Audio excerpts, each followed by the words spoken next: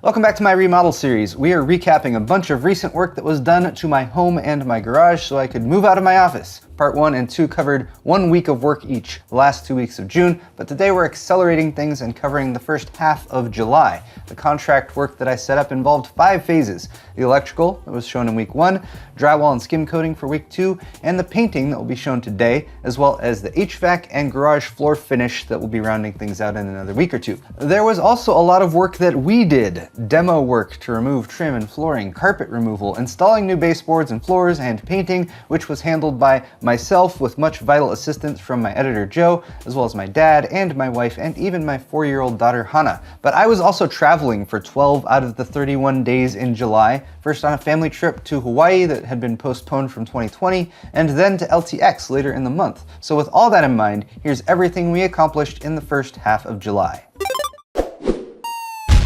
Excellent!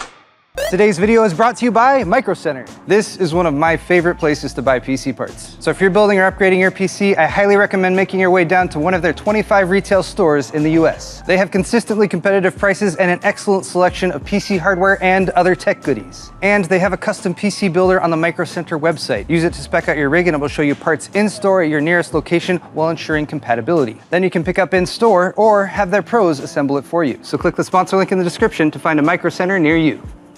Welcome to week 3, or I guess I should say phase 3, because this video should be covering this week and next week in terms of work. This week is starting late because it was 4th of July week, so the crews had a few days off, but painting is what's going to be happening in this video, so I need to finish prep work here on the garage. For these ceiling racks up here, my contractor said the paint crew can work around those, so that's good. They're going to need to be painting areas where they've added drywall patches. I need to remove a bunch of these shelves over here and some of the mounting brackets for those shelves. I'm still gonna have them paint these wood slats that I've mounted on the back, and then I can just remount everything back to those. For my built-in closet, I'm hopefully gonna have them paint the closet but leave the doors the wood finish. I hope that works out. And then of course the background area over here, which is gonna be, again, the background for a lot of the videos, I wanna make sure it's pretty pristine. Right now there's a bunch of glue and stuff on there. I've contacted my contractor as well to say, will the paint crew be able to like scrape this off and get the wall in better shape? Or is that also something that I need to handle today? They had one like kind of late patch they did on this outlet right here, so that's got a bit of a bubble on it that I'm gonna need to sand down. And then they kind of missed this one, and then they were on their way out, and I was like, can you patch that other one too? And they're like, we kind of gotta go. So this is my work here, which is why it's not very well done at all, but I need to sand that down a little bit today as well. So I'm gonna get started, and I'm hopefully also gonna work quickly, because another thing that's happening this week is I'm going out of town for a few days. And that feels like it's either a really smart thing to do while remodeling work is being done, or like a really dumb thing to do. I'm not really sure, but fortunately, Joe said he can help out while I'm gone. Really, really grateful for that. But that's enough introduction for now. I'm gonna get to work.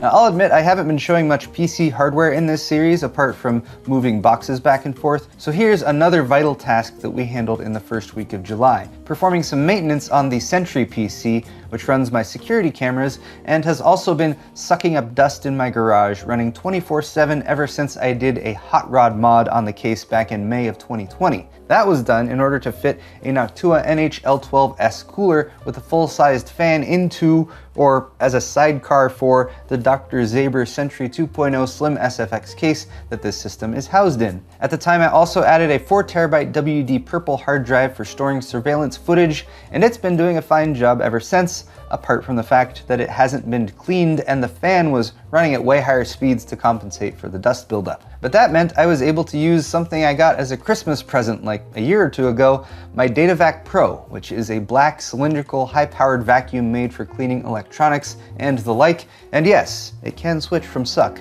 to blow. So we're gonna use the fuzzy bristles here for like the detail work, but for like the majority of the bulk stuff, like we just gotta go in raw, no protection. This is not the standard DataVac, it's the Pro. This is actually, let's feel the torque when I turn it on.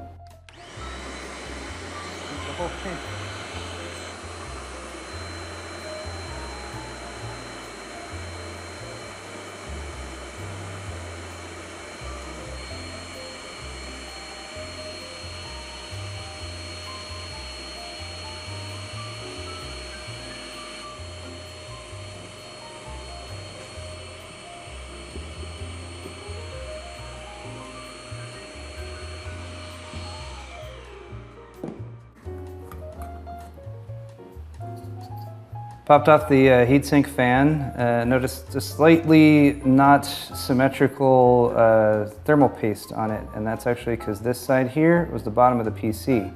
So after so many years, I think some of the thermal paste just from gravity migrated towards the bottom, especially being warm. So it's going to be good to repaste this as well to get better contact and more universal spread of that thermal paste as well. In case you're wondering about the hardware that's installed here, the CPU is the AMD Ryzen 5 3400G, which is a 4-core 8-thread processor. It does have integrated graphics. I have considered maybe swapping that out, and if I expand my surveillance camera system to add more cameras, I might still do that in the future. The motherboard's a Gigabyte B450 Aorus Pro Wi-Fi, which is mini ITX. Nice because it has a NIC, which is what I'm using to connect up the security camera network. And then it also has Wi-Fi, which allows it to connect to my home network, which allows me to access the security cameras that way. The power supply is an EVGA Supernova GM 550 watt, 80 plus gold rated power supply, so good efficiency. And I'm very, very happy about that zero fan feature on this one. The memory is just an 8 gig kit, actually 2 by 8 gigs of G.Skill Ripjaws 4, DDR4 2666. The CPU cooler is actually a Noctua NHL12S, which is a low profile CPU cooler. And you actually can install a thin fan underneath this CPU cooler to make it truly low profile, but I wanted more performance and I guess an excuse to hack part of the side of this case off, which is why I went with the full-size 25mm thick 120 by 120 fan, which has been on top of this, which of course is the Noctua NF-F12, old standby, formerly their top fan before they came out with the more recent stuff, and it's the industrial one, which is why it's all black.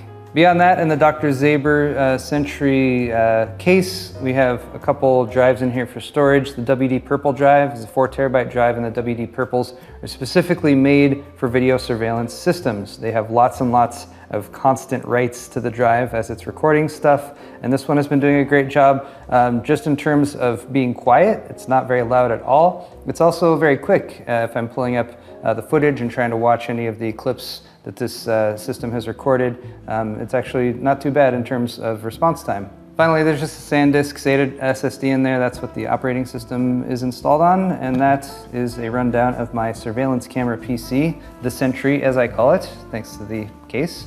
And I'm happy to report that after that thorough cleaning and a quick repasting of the Ryzen 5 3400G CPU, the Sentry PC now runs cool and quiet once again, which is good because I have plans to use it for the next phase of this project. Speaking of the next phase of the project, the next phase for me was to go on vacation to Hawaii in the second week of July, but fortunately, Joe agreed to come over to my house to help supervise the painting that was also happening that same week. Joe came over on 2 separate days. That's how long it took to handle the painting, and he started off by getting some before shots of the areas that needed to be painted. Out here in the garage, after I had torn everything off of the walls, you can see there's of course lots of drywall patching that needs to be covered up, as well as areas up in the corners and over by the washer and dryer that needed attention, and also the bedrooms, so the bedroom and the computer room, which were still cleared out from the drywall work, but of course the paint still needed to go in there. Now the paint crew was a bit shy in terms of being filmed, so Joe mostly got these before shots and then after shots after the painting was done, rather than shooting the work in progress. But the paint crew did do a great job, and they were able to fix or work around a few trouble shots that were left by the drywall crew as shown last week. There were some mudded in registers,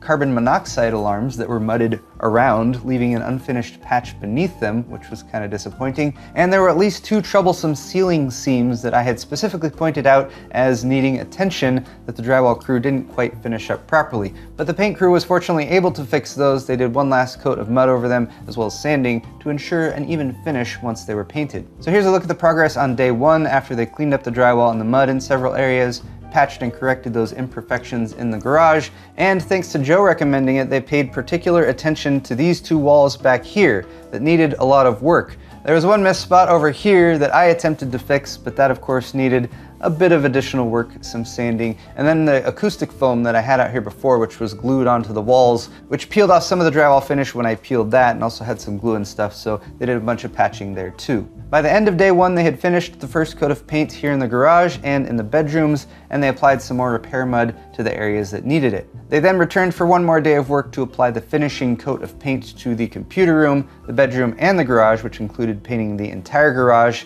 And here are some after shots. You can see the white paint that was used in the computer room and the bedroom. That's called Polar Bear, in case you're interested. And then of course the gray paint that was used out here in the garage, and that's called Lazy Gray, which is the same type of paint that I used in the office last summer. And that pretty much covers it for the first half of July. I want to say a big thank you to Joe, as well as the painting crew that came and did so much good work, especially while I was out of town, which was super convenient. There is of course lots more to do on these projects, as mentioned at the beginning of the video. Once those bedrooms were painted, we were really anxious to move back into them so we could reduce the volume of stuff and furniture that's being stored in our family room, in our dining room, and elsewhere in the house. That all happened in the second half of July after I returned from Hawaii, so stay tuned for another update video on this series next week. Also, I have an actual new PC build video up this week too, because I am intending to get back to videos about PC hardware other than the videos I've been putting up, which are mostly tech news and remodeling lately. So thanks to all of you guys who have been watching this video. Thanks to all of you who have been providing feedback down in the comments section, leaving those thumbs ups of course. And if you'd like to help support my channel, you can check out my store at paulshardware.net, where I have shirts, mugs, pint glasses, and more that you can buy to get yourself some nice merch and help support the videos that I make. Thank you guys one more time for watching, and we'll see you all in the next video.